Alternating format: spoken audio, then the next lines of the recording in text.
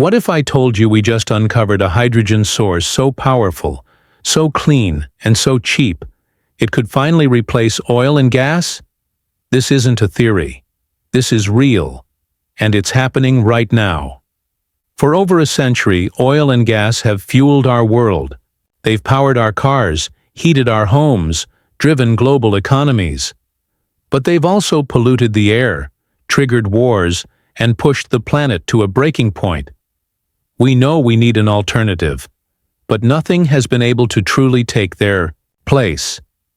Until now. Hydrogen has always been the dream fuel. It's the most abundant element in the universe. It burns clean, emitting only water. It's energy-dense, versatile, and powerful.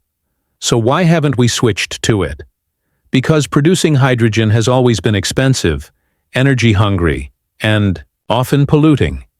We've been stuck between clean but costly hydrogen and cheap but dirty fossil fuels.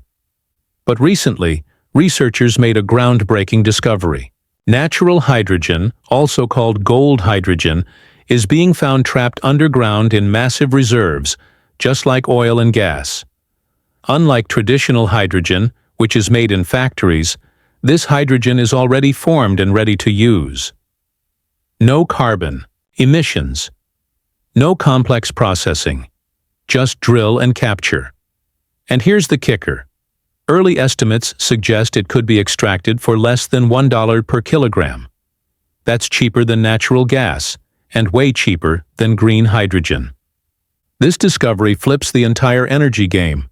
With natural hydrogen, we can use existing drilling tech, existing infrastructure, and existing knowledge to produce a clean fuel at scale. It can power vehicles, industry, electricity grids, and even home heating without the carbon footprint. And because hydrogen can be stored and transported, it solves one of the biggest issues with solar and wind: intermittency.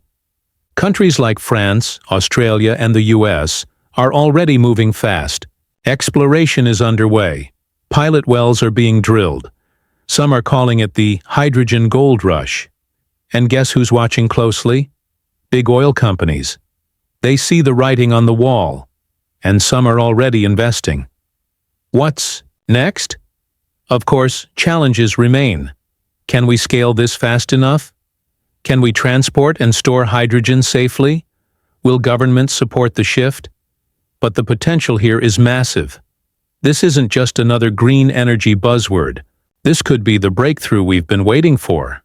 So, are we witnessing the beginning of the end for oil and gas? Or is this just another energy hype cycle? Let me know what you think in the comments. Don't forget to like, subscribe, and hit the bell for more deep dives into the future of energy.